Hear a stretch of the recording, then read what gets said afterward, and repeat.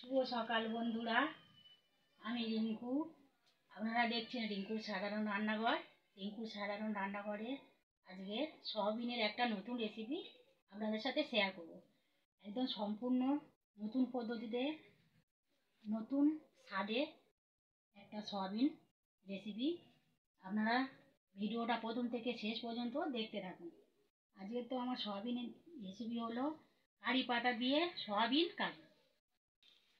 উনুন তো জ্বলছে, কড়া বসিয়ে দেবো। সয়াবিন 200, আপনাদের যতটা প্রয়োজন ততটা নেবেন। আমার তো এখানে 200 সয়াবিন আছে।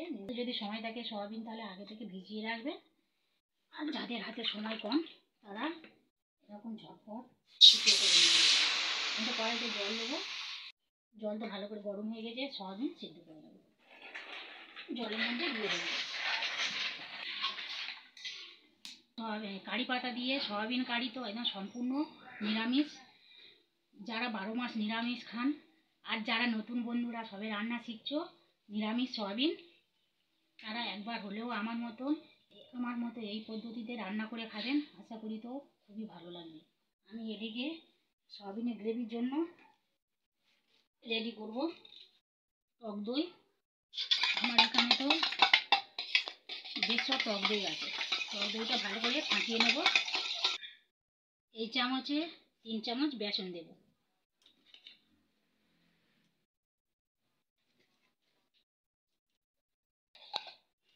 টক দই আর বেসন ভালো করে গুলে নেব। জল দেব, একটু পাতলা করার জন্য জল দেব 2 কাপের মতো। আপনারা পারলে সয়াবিন আলু দিয়েও রান্না করতে পারেন। আমি শুধু সয়াবিন রান্না করবো। সয়াবিনের গ্রেভিটা ঘন করার জন্য টক দই আর এই বেসনে একটা ব্যাটার গুলে নিলাম।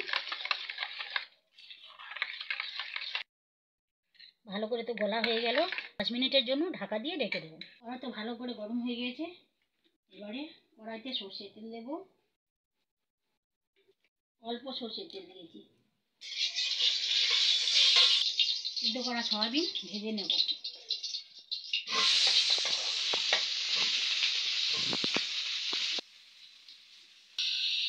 এবারে সয়াবিন ভাজলে কি হয়, সয়াবিনের কাঁচা গন্ধ চলে যায়।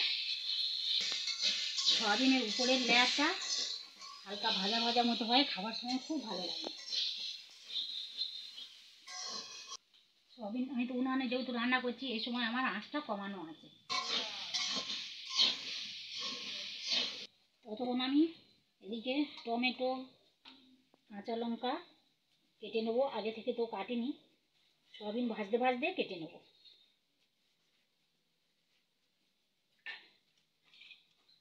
আপনারা পারলে কাঁচা লঙ্কাও বেটে নিতে পারেন, আদা কাঁচা লঙ্কা। আমি এই বটিতে ছোট ছোট করে কেটে নিচ্ছি। এই দেখুন এরমভাবে কেটে নেব। এখানে 3টে কাঁচা লঙ্কা কেটে নিয়েছি। আর এই আদাটাও গ্রেট করে নেব। সয়াবিন আমার ভালো করে ভাজা হয়ে গেছে। এবারে থালাতে ঢেলে নেব।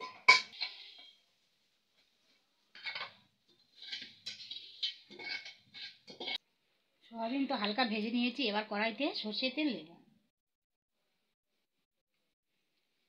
তেল তো ভালো করে গরম হয়ে গেছে। 3টে এলাচ ফাটিয়ে তেলের মধ্যে দিয়ে দেবো। 1 চামচ মৌরি, কালো সর্ষে 1/2 চামচ, 3টে কাঁচা লঙ্কা,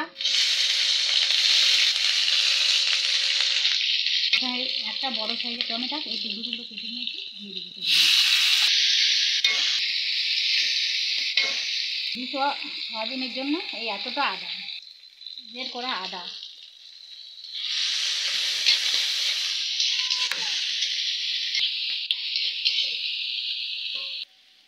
আদা টমেটো কাঁচা গন্ধটা চলে গিয়েছে।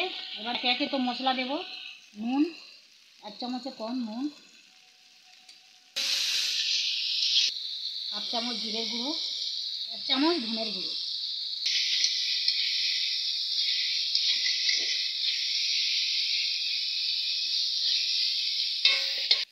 1/2 চামচে কম হলুদের গুঁড়ো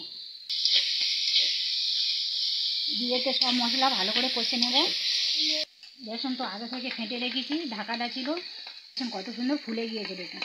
এবারে টক দই আর এই বেসনের মিশ্রণটা দিয়ে দেবো।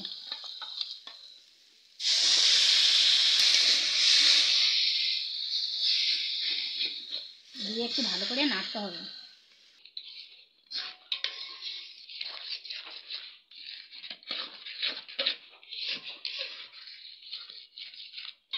কিছুক্ষণ এইভাবে নাড়াচাড়া করতে হবে। যেহেতু বেসন আছে, বেসনের কাঁচা গন্ধও চলে গিয়েছে, টমেটোও গুলে গিয়েছে।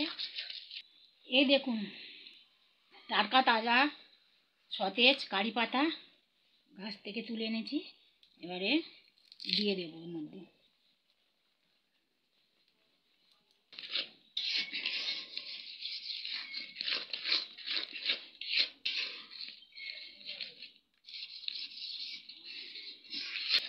কত সুন্দর গ্রেভিটা হয়েছে দেখুন।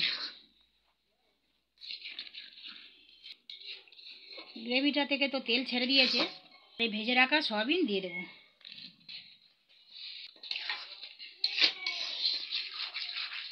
দিয়ে কিছুক্ষণের জন্য এরকম নেড়ে নেব। সয়াবিনটা দিয়ে, সয়াবিন দেওয়ার পর তো মিনিট 2 মতো ভালো করে কষিয়ে নিয়েছি। এবারে জল দেব, এই ঘটির হাফ ঘটি জল দেব।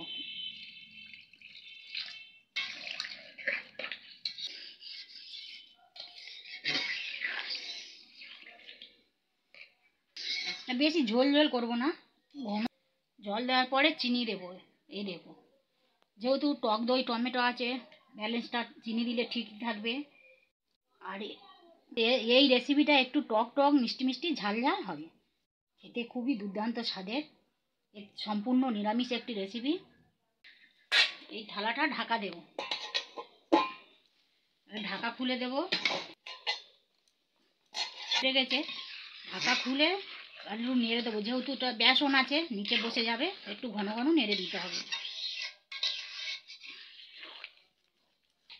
আর এই 3টে কাঁচা লঙ্কা চিড়ে রেখেছি, উপর থেকে দিয়ে দেবো। কারি পাতা দেব। এই চামচ 1 চামচ ঘি দেব। ঘি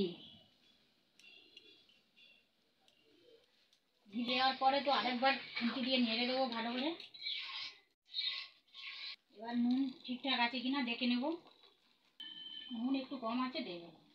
উপর থেকে ধনে পাতা দিয়ে ফিনিশিং করব। মিনিট 2 জন্য থালাটা ঢাকা দেব। মিনিট 2 পর ঢাকা খুলে দেব। কারি পাতা দিয়ে সয়াবিন কারি আমার একদম তো রেডি হয়ে গিয়েছে।